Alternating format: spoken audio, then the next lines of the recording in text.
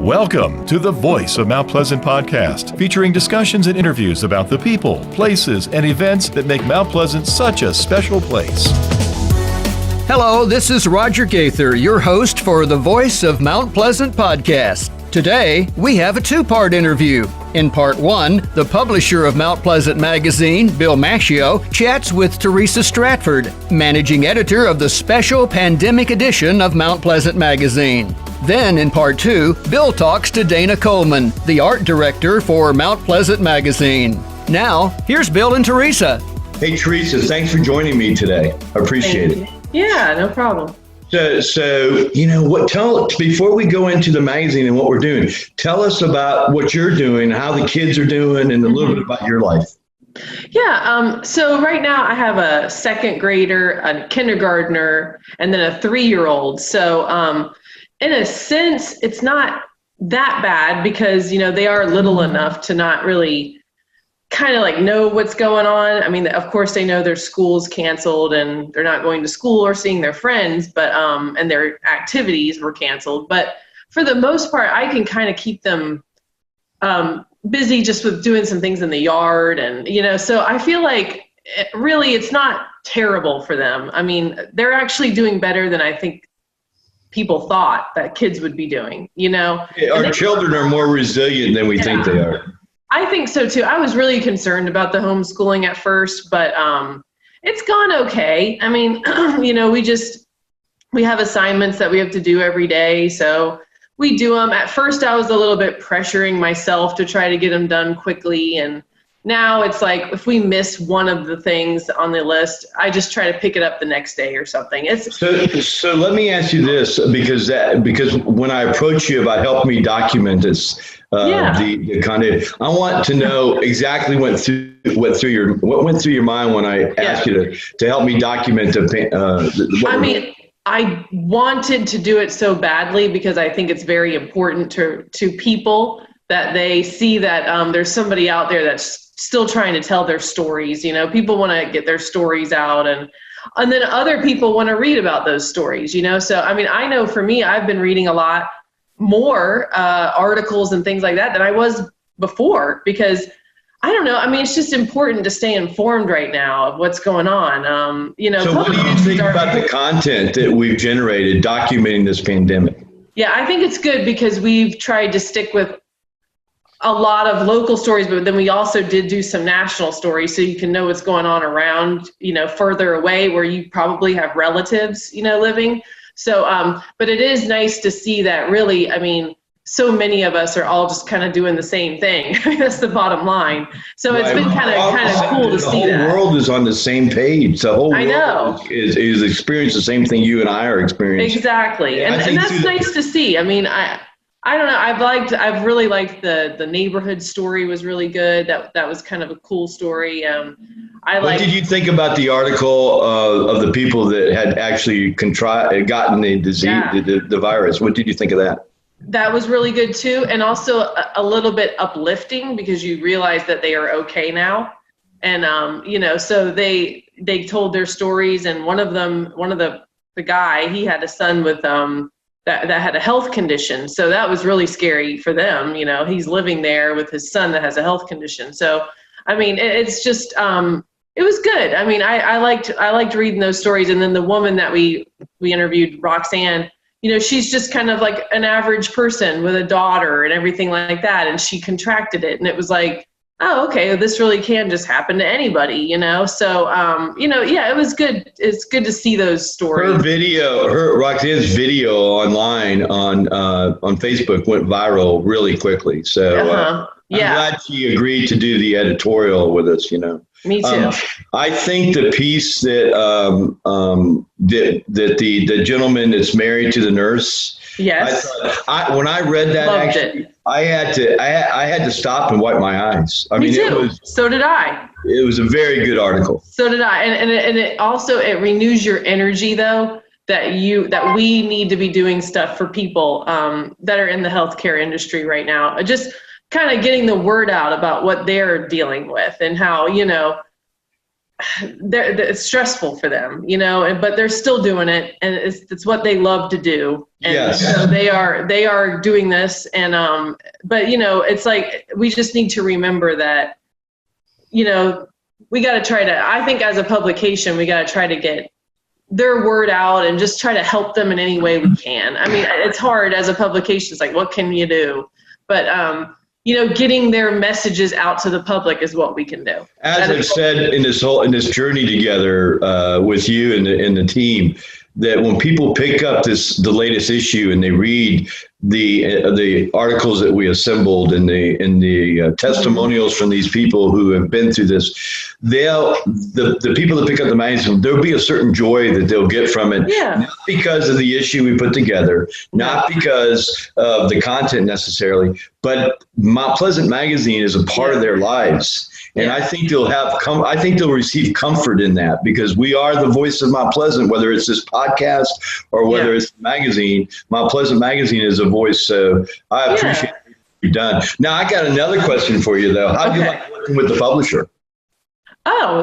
Just terrible. No, I'm just kidding. No, it's been good. It's been fine. I mean, of course, I know you're excited about it, and I'm glad you're excited about it. I wouldn't want you to be bored with it or something like that. So, it's been good. I mean, I've liked doing it. It's been nice for me to have sort of something else to think about too, other than. Well, I want the listeners to know. Well, sure, because you're taking care of your family, but I did want the listeners to know that you also are the managing editor of HealthLinks, and I got to tell you, your efforts for that. I know the publisher of HealthLinks, Colin, is excited as I am about it, because all these magazines we're putting out, people will keep them around, because when I did the Hugo magazine, that was 31 years ago, Theresa. Yeah, I know. Still keep it around. I mean, they refer back to it all the time. So this is a totally different thing, but it's still documenting what we're all going through. The biggest difference with this, Theresa, is the whole world is experiencing what we're experiencing, and there's a certain positivity to that, because our world leaders are talking to one another now. What was your favorite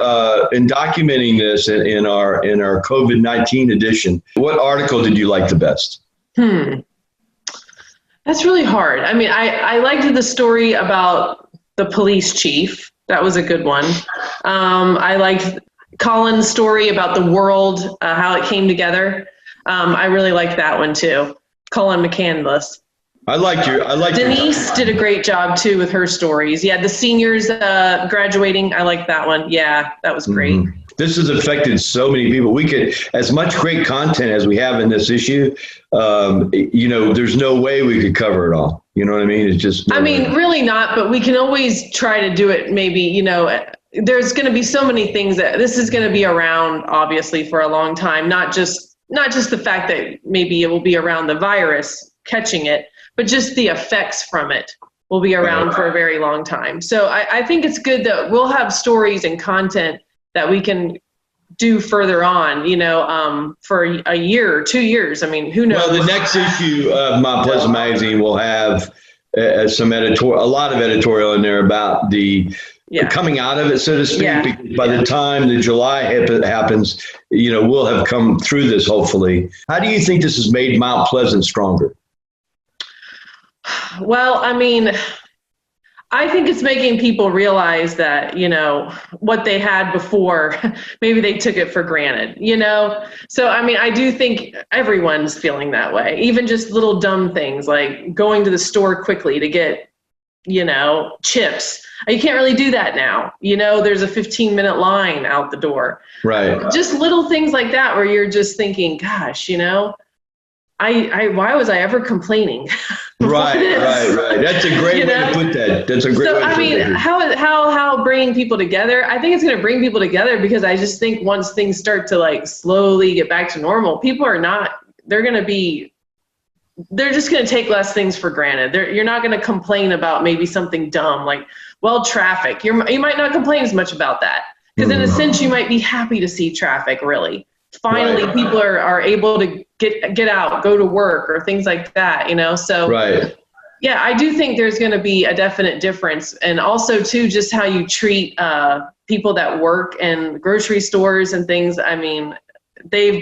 those people, I don't know how they've done it. I mean, they are part of the heroes of this for sure. For sure, yeah. So, I think it'll bring people together because people will realize that what you had before, don't take it for granted. Right. So right.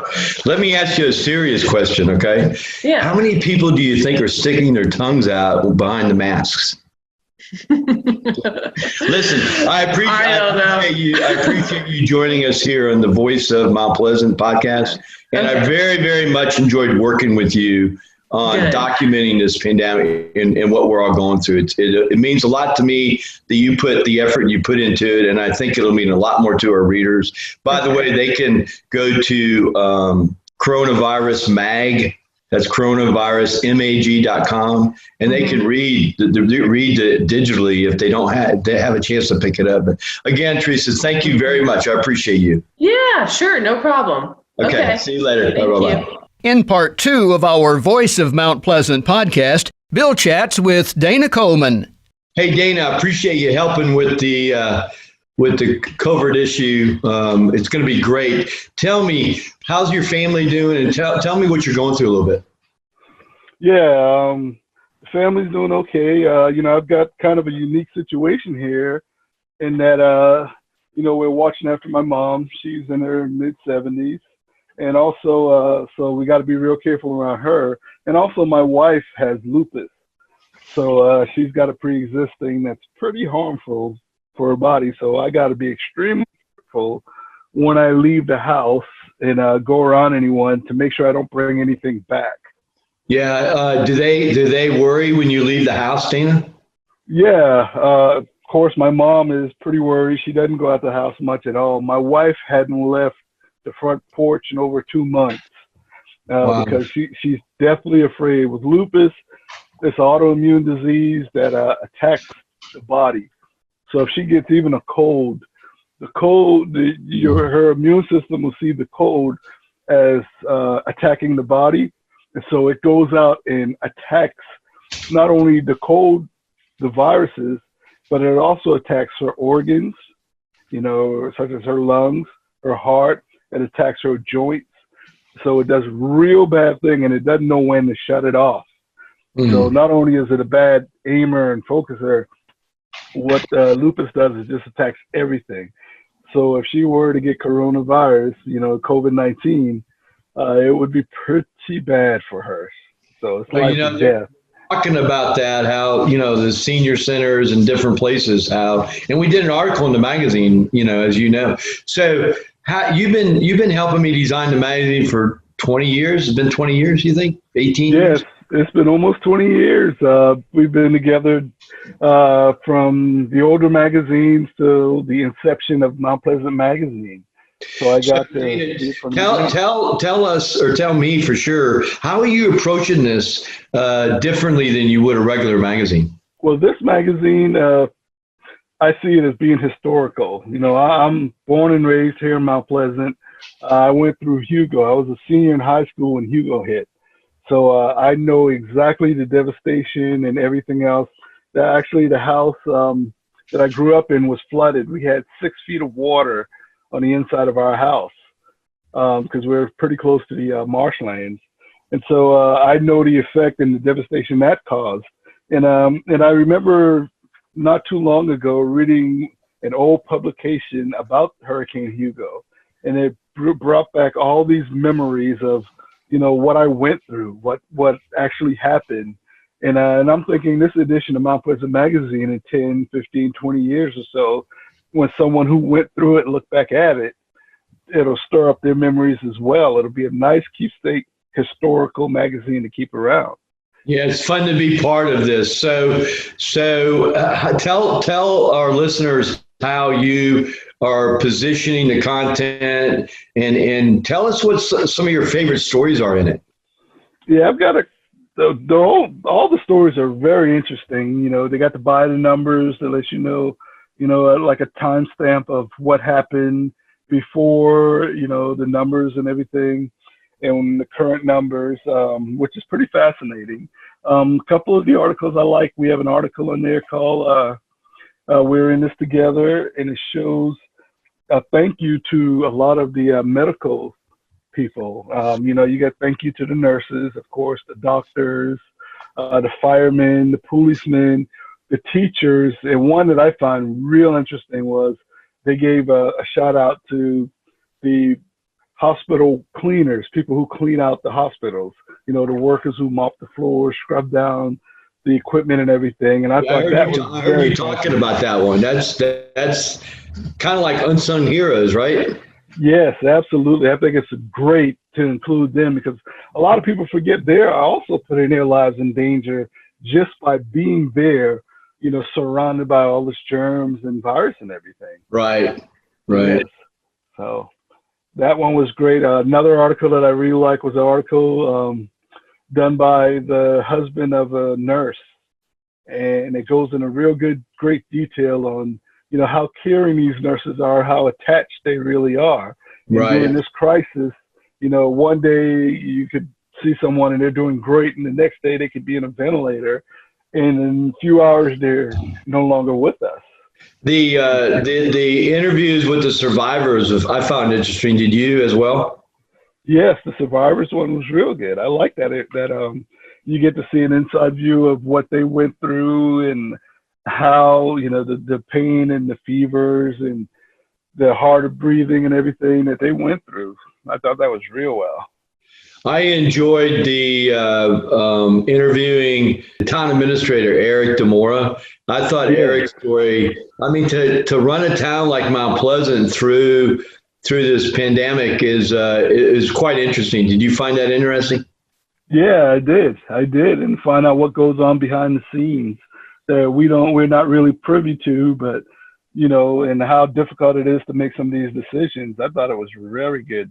I was fascinated that Mr. DeMora, actually they were talking about doing what they did in March in February. They were preparing in February for this. Isn't that amazing? Yes, it is. Unbelievable. Something that no one's ever went through ever before, that's living at least. And to be able with modern technology to lock down a whole country, and then you had to lock down, for instance, they had to lock down the whole town and the whole, city and everything. It's pretty interesting what they did.